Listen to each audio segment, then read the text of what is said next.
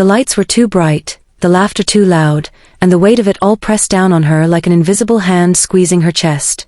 Clara stood at the edge of the crowded room, clutching a glass of champagne she hadn't touched. Her reflection in the mirrored wall behind the bar caught her eye, her dark hair pulled back into a sleek bun, her tailored navy dress fitting perfectly, as though nothing about this night was out of place. But everything was. She had known for weeks that tonight would be her last. The email had come late one evening when she least expected it, delivered with cold precision under the guise of corporate restructuring. 32 years of dedication reduced to 3 short paragraphs. No apology, no gratitude, just logistics and timelines. And yet, here she was, standing among colleagues who still believed she belonged, smiling through gritted teeth while they toasted to another milestone they thought she'd helped build. Clara's gaze drifted across the room, taking in the faces of people she'd mentored, guided, and sometimes fought alongside. They laughed now, unaware of what waited beyond the glittering facade of this launch party. She could see Mark by the stage, his tie slightly askew, gesturing animatedly to a small group gathered around him. He always did love being the center of attention. Then there was Priya, leaning against the far wall with her arms crossed, looking as skeptical as ever. If anyone suspected something was off, it might have been her. But even Priya wasn't close enough to know. The CEO stepped up to the microphone then, his voice booming over the chatter, pulling everyone's focus toward the makeshift podium. "Ladies and gentlemen," he began, flashing his trademark smile, the one that made shareholders feel secure and employees believe their futures were safe. "Thank you all for joining us tonight to celebrate not just the launch of our newest product, but also the incredible legacy of innovation we've built together." Clara felt her stomach tighten. Legacy. What a loaded word. To them, legacy meant profit margins and market dominance. To her, it meant decades spent pouring herself into this company, shaping its culture, fighting battles no one else saw coming, and picking up pieces after failures that could have destroyed them if left unchecked. Legacy wasn't supposed to end like this. As the CEO continued speaking, Clara let her mind wander back to where it all began. It was 1991, and she was fresh out of college, wide-eyed and eager to prove herself. Back then, the company was little more than a startup operating out of a cramped office above a bakery. She remembered the smell of burnt coffee mingling with the faint scent of yeast from below, the way the fluorescent lights flickered constantly, and how every decision felt monumental because there was so much riding on getting things right. Her first day had been chaotic. Papers were everywhere, phones rang non-stop, and nobody seemed to know exactly what they were doing. Yet, amidst the chaos, there was a spark, a shared belief that they were building something extraordinary. That spark had drawn her in, kept her tethered to the company long after others had moved on to greener pastures. Over the years, Clara rose through the ranks, earning respect not by demanding it but by showing up when it mattered most. She negotiated deals that saved the company during lean times, mediated conflicts between departments before they spiraled out of control, and quietly championed initiatives that improved working conditions for everyone. She didn't need recognition, she thrived on seeing the business grow, knowing she played a part in its success. But growth came at a cost. As the company expanded, layers of bureaucracy formed, distancing leadership from the ground-level realities Clara had always understood so well. New executives arrived, bringing slick presentations and lofty promises, while old values faded into the background. Still, Clara adapted, finding ways to stay relevant even as the world around her changed. Tonight, though, adaptation wouldn't be enough. Tonight marked the end of an era, not just for her but for the spirit of collaboration and resilience that once defined the company. Tomorrow, they'd announce her departure, framing it as a mutual decision, a natural conclusion to a storied career. But Clara knew better. This wasn't about mutual decisions or natural conclusions. It was about cutting ties with someone who represented the past, making room for those who embodied the future. The applause jolted her back to the present. The CEO had finished his speech, and now people were clinking glasses, congratulating each other on another successful launch. Clara forced a smile, raising her untouched champagne flute in solidarity. Someone nearby patted her shoulder, murmuring something about how proud she must be.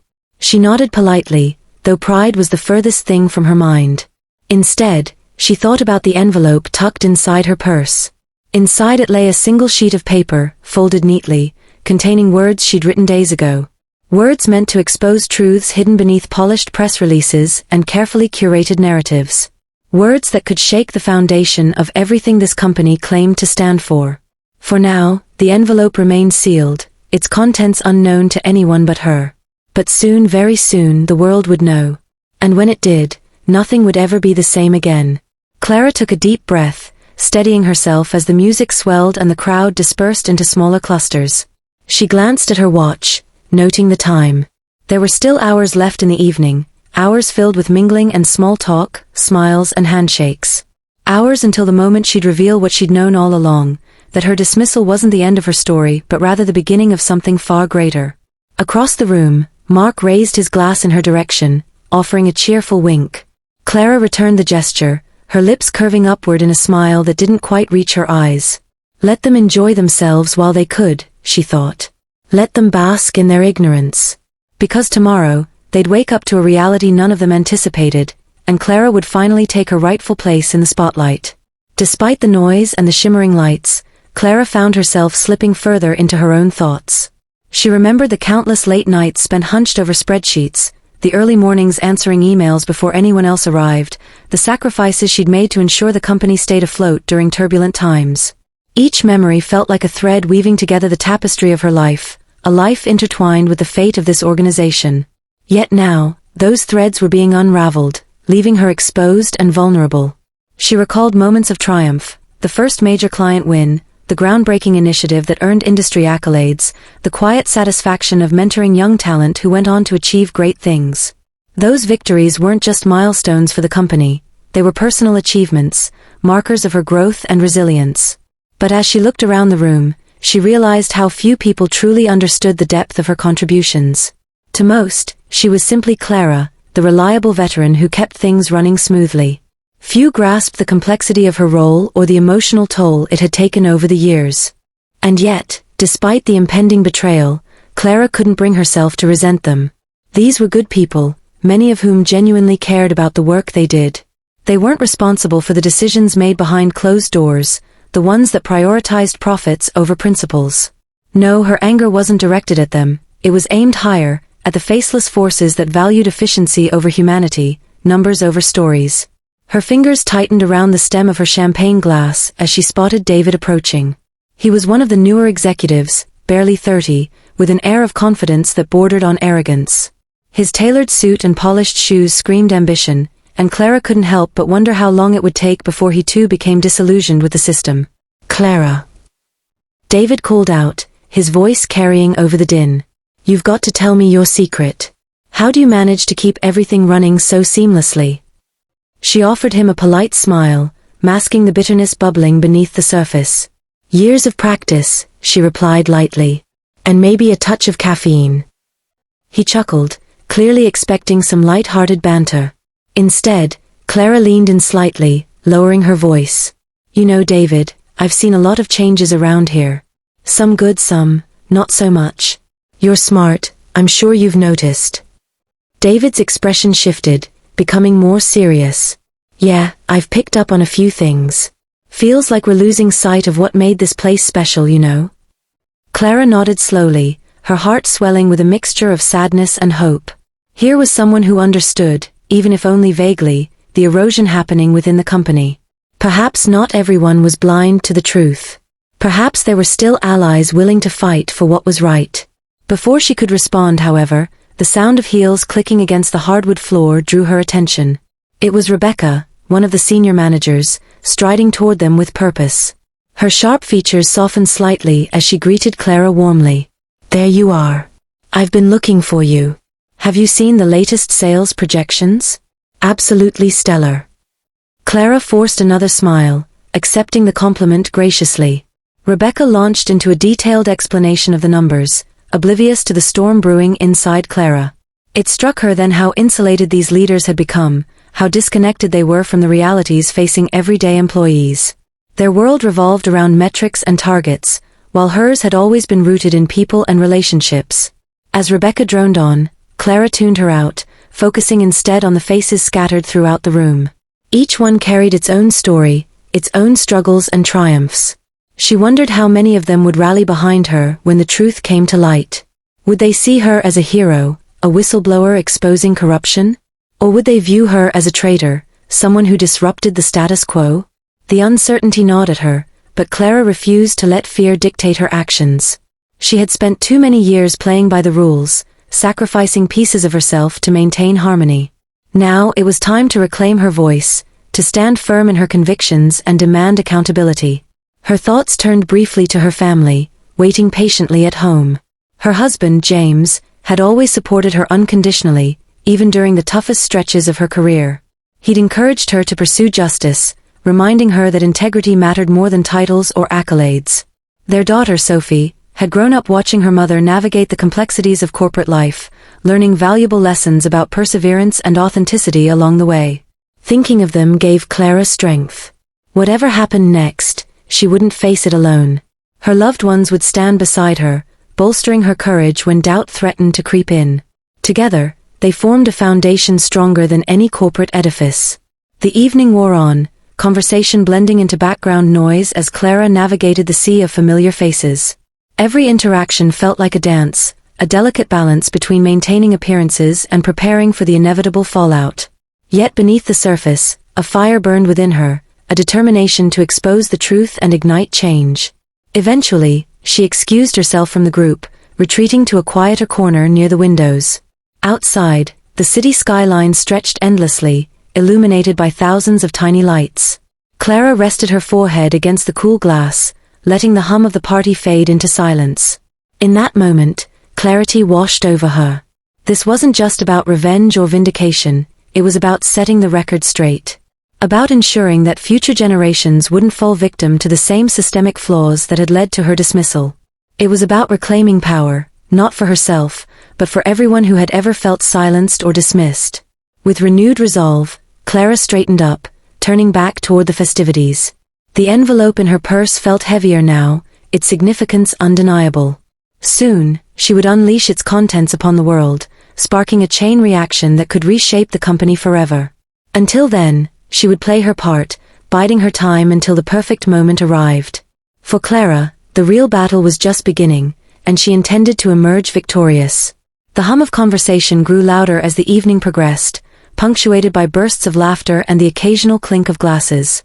Clara remained in her corner, observing everything with a detached calmness that masked the storm brewing inside her. She watched as people moved in clusters, their faces animated, oblivious to the weight of what was about to unfold. It wasn't lost on her how ironic it all felt, this celebration of innovation and success, built on foundations riddled with cracks she had patched for decades. Her eyes landed on Priya again, who had now joined a group near the dessert table. Priya's sharp gaze swept the room intermittently, her posture rigid despite her casual stance. Clara knew that look, it was the same one Priya wore during tense meetings when something didn't sit right with her. For a fleeting moment, Clara wondered if Priya suspected anything. Of everyone here, Priya was perhaps the most likely to piece things together before the truth came out. But even she couldn't have guessed the full extent of what Clara carried in her purse.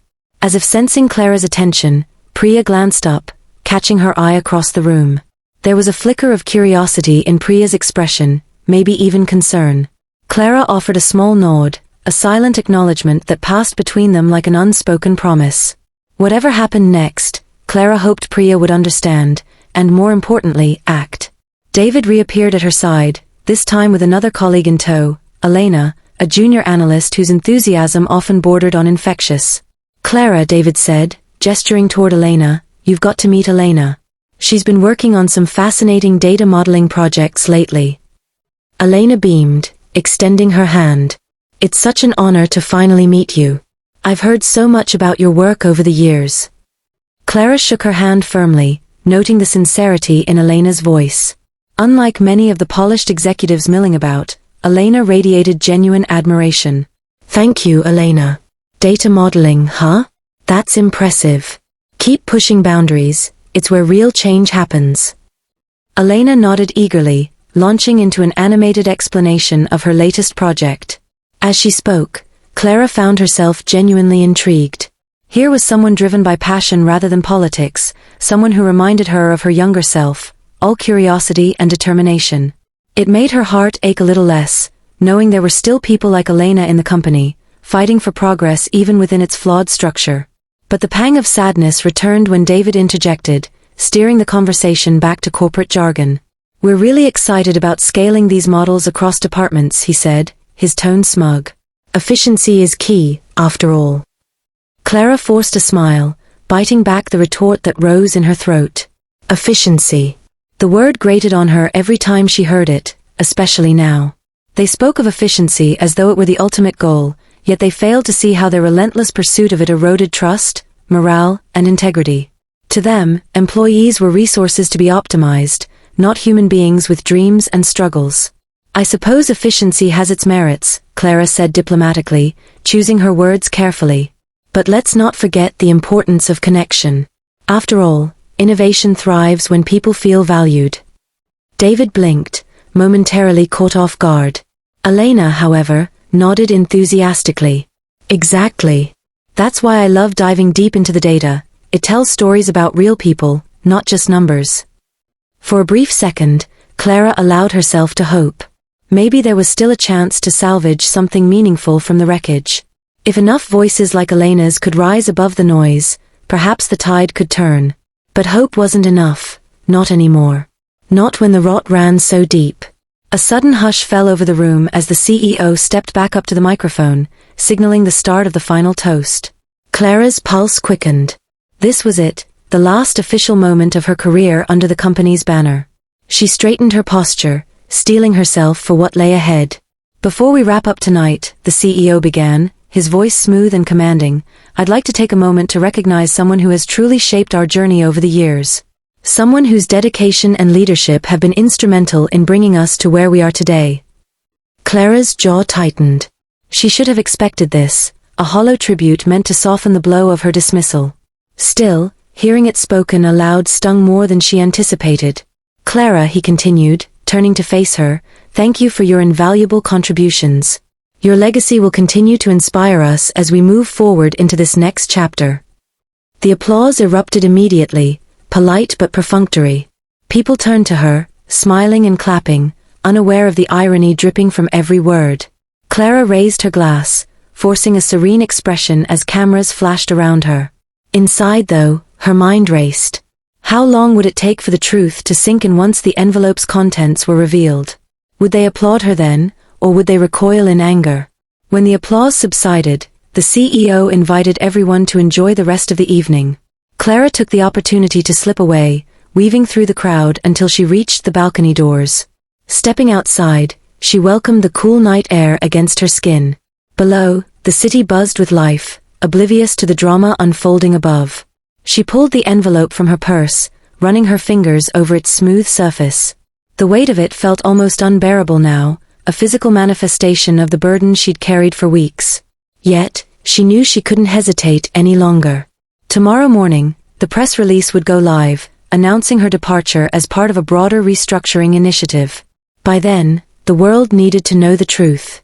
Clara opened the envelope, double-checking the documents inside. Pages upon pages of evidence lay neatly stacked, emails, financial reports, internal memos, all meticulously compiled to expose the unethical practices plaguing the company.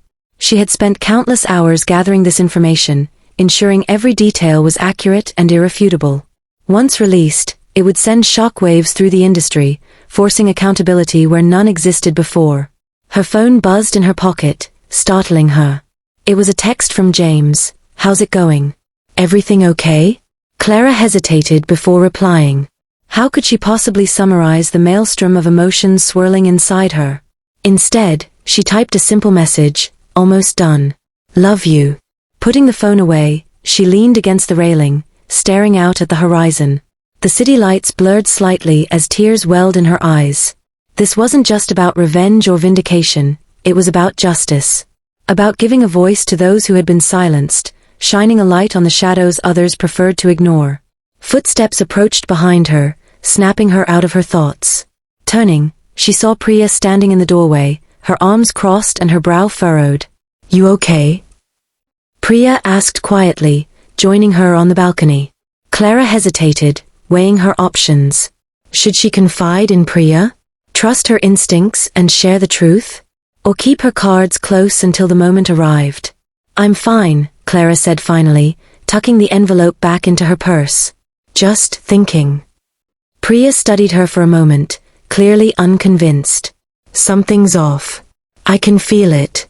You've been different tonight. Clara met her gaze, searching for any sign of judgment or skepticism. All she found was concern, and maybe a hint of understanding. Slowly, she exhaled, realizing she couldn't shoulder this alone anymore. There's something you need to know, Clara began, her voice barely above a whisper. Something big. And soon, everyone else will know too.